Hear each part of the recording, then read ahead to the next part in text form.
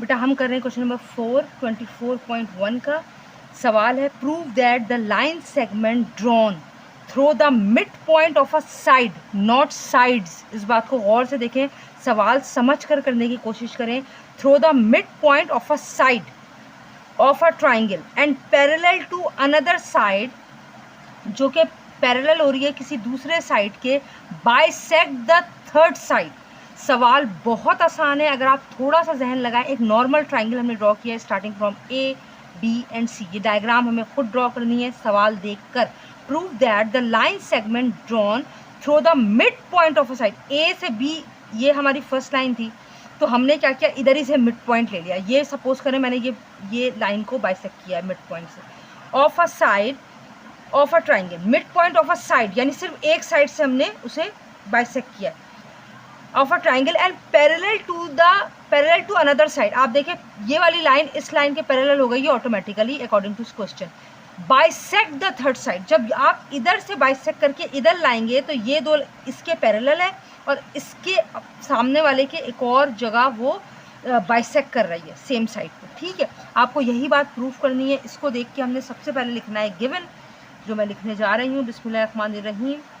Given हम क्या लिखते हैं, गिवन हम हमेशा वो लिखते हैं जो हमें सवाल में गिवन होता है।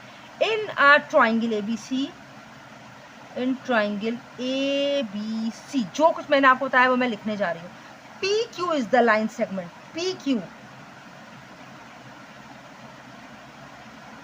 Is the line segment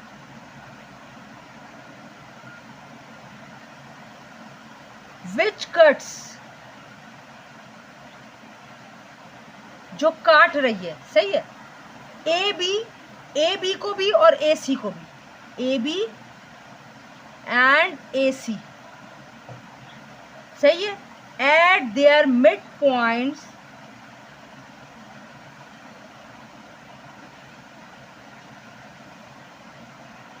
P and Q, सही है। आप रिस्पेक्टिवली भी लिख सकते हैं, लेकिन पता ही है कि अगर आपने पहले ए बी बोला है तो ए बी को पी कट कर रहा है सेंटर से और ए सी को क्यू कट कर रहा है। ठीक है, अब टू प्रूव, आपको प्रूफ क्या करना है, बात असल में आपको क्या साबित करनी है, आपको बात साबित करनी है जो मैंने अभी आपको बताई है कि पी क्यू पैरेलल है बी सी की, यानी कि ये दोनों लाइनें पैरेलल है। जब अगर कोई लाइन एक तरफ से बाइसेक्ट करेगी ऑटोमेटिकली वो दूसरी तरफ से भी बाइसेक्ट कर रही है, और ये जो बाइसेक्शन लाइन है ये तीसरी तरफ पैरेलल होती है। तो तीसरी तरफ कौन है, बी सी। तो हमें प्रूफ क्या करना है कि मेजर पी क्यू, मेजर भी लिख दे तो बेहतर है, पैरेलल है मेजर बी और सी के। अब हम जा रहे हैं अपना प्रूफ करने। प्रूफ में मैंने आपको कहा है दो बातें होती हैं, एक होता है आपका स्टेटमेंट और एक होता है आपका रीज़न। आप जो जो बोलते जाएंगे वो आपको लिखते जाना है कि आखिर आप क्यों बोल रहे हैं। स्टेटमेंट क्या है, अगर मैं आपको पहली बात बोलूँ, फर्स्ट अगर मैं आपको बोलूँ लाइन सेगमेंट पी क्यू, या अगर आप डायरेक्ट बोलें मेजर पी क्यू, ठीक है, measure P Q drawn from mid point of, कहाँ से लिया था mid point, mid point of कहाँ का है, ए बी का मिड पॉइंट है, ए बी। ठीक है, ये हमारा गिवन था, ये मैंने यहाँ लिख दिया कि भाई ये हम गिवन के अकॉर्डिंग कह रहे हैं। अब मेजर पी क्यू हमने मिड पॉइंट ए बी पे ले लिया, तो ऑटोमेटिकली क्या हुआ, मैंने कहा था जब जैसे ही आप यहाँ से मिड पॉइंट से क्रॉस करेंगे ये सेकंड अपोजिट साइड को भी मिड पॉइंट से ही क्रॉस कर देगी। Measure P Q bisect the third side,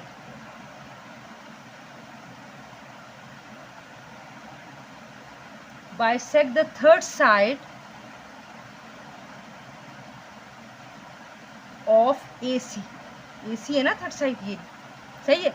जब आपने ए बी से मिड पॉइंट को गुजारा तो उसने ए सी को भी मिड पॉइंट पे कट कर दिया क्यू के उसमें, सही है। अब यहाँ पे आपने क्या दिया, क्योंकि ये आपके सवाल का था, ये आपने खुद किया है तो हम इसका रीजन क्या देंगे, ये हमारा कंस्ट्रक्शन हो गया। नाउ थर्ड अगर मैं बोलूँ कि अब ये हमारे पास चार हिस्सों में बट गई है, सही है। तो अगर मैं ये बोलूँ ए पी और A B, measure A P upon measure P B, एक ही लाइन के दो हिस्से ए पी और पी बी बराबर हैं ए क्यू और ए सी के। ये मैंने पहले लिया है तो ये भी मैं पहले लूंगी, ये बाद में लिया है तो ये भी बाद में लूंगी। ए क्यू अपॉन मेजर क्यू और सी के। और इसका रीजन क्या है, ये चारों बराबर हैं, transitive property of equality, transitive property of equality. ठीक है बेटा, और मैंने अभी आपको क्वेश्चन 1, 2, 3 में डिटेल में समझाया है ट्रांजिटिव प्रॉपर्टी क्या होती है। अगर ए बराबर है बी के और बी बराबर है सी के तो ए बराबर होगा सी के, ये होती है ट्रांजिटिव प्रॉपर्टी ऑफ इक्विलिटी। सही है, जैसे ही आपने ये बात प्रूफ की आप ये कह सकते हैं कि measure P Q cuts two sides A B and A C, cuts two sides. सही है, मेजर ए बी और मेजर ए सी। ठीक है, तो हम ये कह सकते हैं देयरफॉर हमारा टू प्रूफ क्या, लास्ट लाइन वही होगी जो आपने टू प्रूफ लिखा है कि पी क्यू पैरेलल है बी और सी के। इसका रीजन आप क्या देंगे, इसका रीजन देंगे आप कि lines parallel to one side of a triangle, यहां लिख देती हूँ, lines parallel to one side of a triangle divides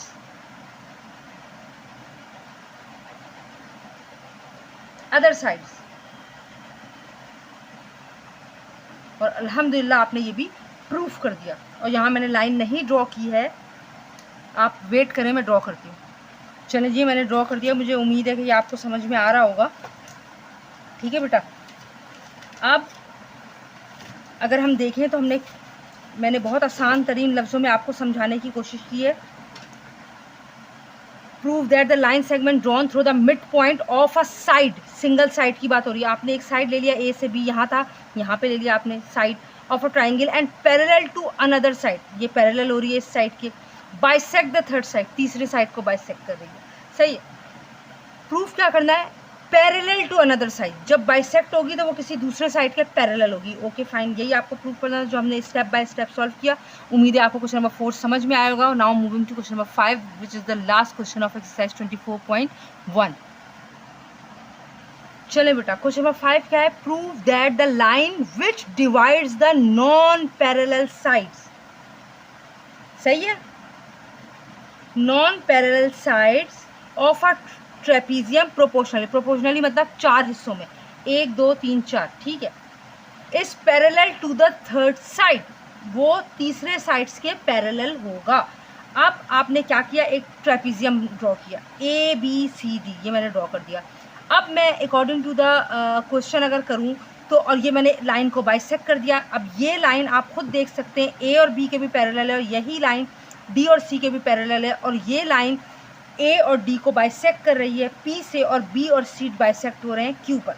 और ये हमने अभी क्वेश्चन नंबर 1 2 3 जो इससे पहले वाली वीडियो की है उसमें आपको अच्छी तरह पता चल जाएगा या समझ में आ जाएगा। अब हम इसको देख के लिखेंगे। गिवन क्या है, चलें शुरू करते हैं। गिवन हर वो चीज़ है जो सवाल में बता दी गई है। सवाल में हमें बताया गया है इन अ ट्राइपीजियम